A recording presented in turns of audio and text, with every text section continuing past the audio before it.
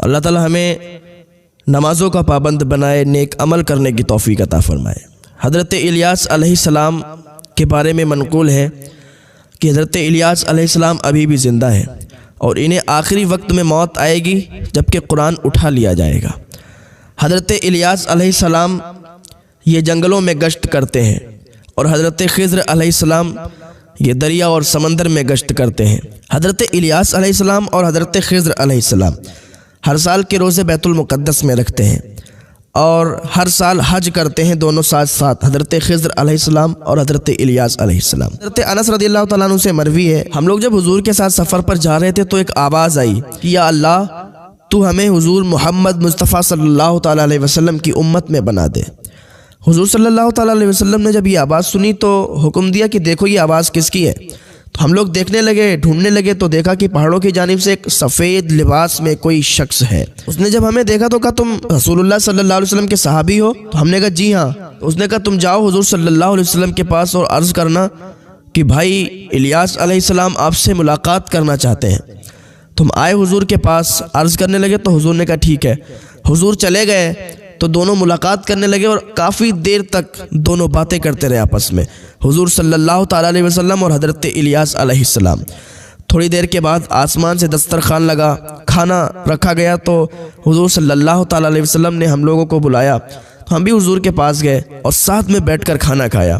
اور پھر حضرت الیاس علیہ السلام، آسمان سے ایک بدلی آئی جو آپ کو آسمان میں اڑا لے گئی۔ یہ حضرت الیاس علیہ السلام ہے جو کہ ابھی بھی زندہ ہیں، اور ان کو موت کب آئے گی؟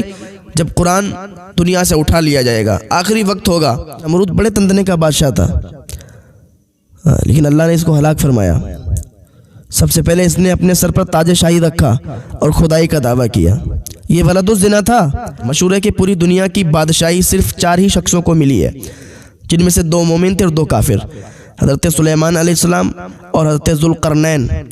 تو یہ ایمان والے تھے، اور نمرود بدوقت اور بخت نصر یہ دونوں کافر تھے۔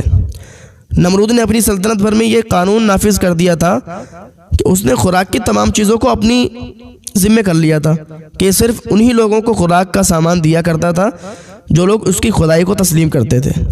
ایک مرتبہ حضرت ابراہیم علیہ السلام اس کے دربار میں غلہ لینے کے لیے تشریف لے گئے، تو اس خبیث نے کہا کہ پہلے تم مجھ کو اپنا خدا تسلیم کرو، جبھی ہم تمہیں غلہ دوں گے۔ تو حضرت ابراہیم علیہ السلام نے بھرے دربار میں علل اعلان فرما دیا کہ تو جھوٹا ہے اور صرف ایک خدا کا پرستار ہوں میں جو وحدہ لا شریک ہے۔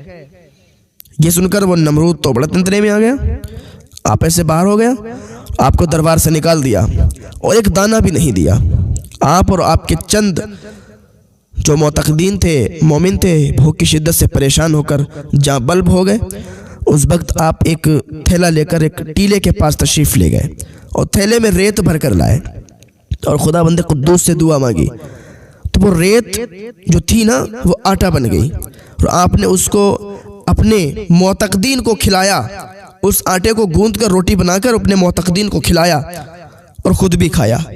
پھر نمرود کی دشمنی اس حد تک بڑھ گئی کہ اس نے آپ کو آگ میں ڈلوایا، مگر وہ آگ آپ پر گلزار بن گئی اور آپ سلامتی کے ساتھ اس آگ سے باہر نکل آئے اور اعلان نمرود کو جھوٹا کہہ کر خدائے وحدہ لا شریک کی توحید کا چرچا کرنے لگے۔ نمرود نے آپ کے کلمہ حق سے تنگ آ کر ایک دن آپ کو اپنے دربار میں بلایا اور کہا کہ میں تم سے مناظرہ کرنا چاہتا ہوں، کہ تم مناظرے کے لیے تیار ہو؟ حضرت ابراہیم علیہ السلام نے کہا الحمدللہ، میں ایک خدا کا ماننے والا ہوں اور مناظرے کے لیے تیار ہوں۔ تب نمرود نے کہا اے ابراہیم، بتاؤ تمہارا رب کون ہے جس کی عبادت کی تم لوگوں کو دعوت دے رہے ہو؟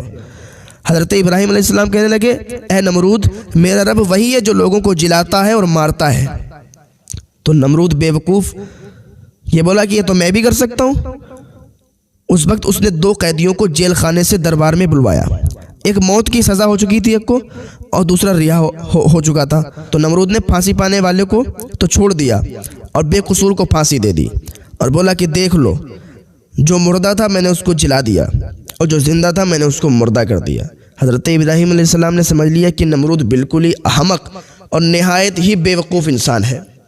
جلانے اور مارنے کا یہ مطلب سمجھ بیٹا، اس لیے آپ نے اس کے سامنے ایک دوسری بہت ہی واضح اور روشن دلیل پیش فرمائی۔ آپ نے ارشاد فرمایا کہ اے نمرود، میرا رب وہی ہے جو سورج کو پورب سے نکالتا ہے، اگر تو خدا ہے تو ایک دن سورج کو پچھم سے نکال دے۔ حضرت ابراہیم علیہ السلام کی یہ دلیل سن کر نمرود بہت ہی حیران رہ گیا اور کچھ بھی نہ بول سکا۔ اس طرح یہ مناظرہ ختم ہو گیا اور حضرت ابراہیم علیہ السلام مناظرے میں فتح مند ہو کر دربار سے باہر تشریف لے آئے اور توحید الہی کا واضح اعلان فرمانا شروع کر دیا۔ قرآن مجید نے اس مناظرے کی جو یہ باتیں ہوئیں، یہ مناظرہ ہوا، اس کو قرآن میں بھی اللہ تعالیٰ نے ذکر فرمایا۔ تو اس واقعے سے چند اسباق کی روشنی ملتی ہے۔ ایک تو یہ کہ حضرت ابراہیم علیہ السلام خداوند تعالیٰ کی توحید کے اعلان پر پہاڑ کی طرح قائم رہے، نہ نمرود کی بے شمار فوجوں سے خوف زدہ ہوئے، نہ اس کے ظلم و جبر سے مرعوب ہوئے۔ ایمان اور عقیدہ مضبوطی کے ساتھ رکھنا چاہیے کہ اللہ تعالیٰ ہم حق پرستوں کو غیب سے روزی کا سامان دے گا، کیونکہ ظالم نمرود نے جب حضرت ابراہیم علیہ السلام کو غلہ دینا بند کر دیا، ملک بھر میں ان کو کہیں ایک دانہ بھی نہیں ملا، تو اللہ تعالیٰ نے ان کی مدد کیسے فرمائی؟ تو اللہ تعالیٰ اپنے بندوں کی مدد فرماتا ہے، ریت اور مٹی کو ان کے لیے آٹا بنا دیا۔ تو بہرحال حضرت ابراہیم علیہ السلام کا یہ طرز عمل تمام حق پرست عالموں کے لیے چراغ راہ ہے۔ عمل کرنے والے ضرور کامیابی سے ہمکنار ہوں گے۔ تو یہ مدد ملتی کب ہے؟ جب بندہ اللہ کا ہوتا ہے اور اللہ کے لیے دنیا کو بھول جاتا ہے، دنیا کی محبت کو بھلا دیتا ہے۔ جب انسان دنیا کی محبت کو بھلاتا ہے تو پھر اللہ تعالیٰ اس سے پیار کرتا ہے، وہ اللہ سے پیار کرتا ہے۔ تو بس یہی ہے کہ آپ اللہ کی طرف آئیں، اللہ کی طرف لو لگائیں، نیک عمل کریں، اللہ تعالیٰ آپ کا بھی ساتھ دے گا، اللہ تعالیٰ مدد فرمائے گا۔ اللہ اپنے نیک بندوں کی مدد فرمایا کرتا ہے۔ آج بھی ہوگر براہیم سا ایماں پیدا، آگ کر سکتی ہے انداز گلستہ پیدا۔ بننا پڑے گا آپ کو، ویسا بننا پڑے گا، نیک بننا پڑے گا۔ آپ سوچتے ہو گناہ پہ گناہ کرتے رہتے ہو، کوئی بھی نیکی کا کام نہیں کیا آپ نے، کوئی بھی نیک عمل نہیں کیا۔ آپ چاہتے ہو کہ آسمان سے ہمارے لیے مدد آ جائے، آسمان سے فرشتے نازل ہو جائیں۔ آپ اللہ کی بارگاہ میں آئیں تو صحیح، پہلے اللہ کے دوست بنے۔ جو اللہ کا دوست ہوتا ہے پھر اللہ اس کی مدد فرمایا کرتا ہے۔ آئیں تو صحیح اللہ کی بارگاہ میں، اللہ ہمیں نیک عمل کرنے کی توفیق عطا فرمائے۔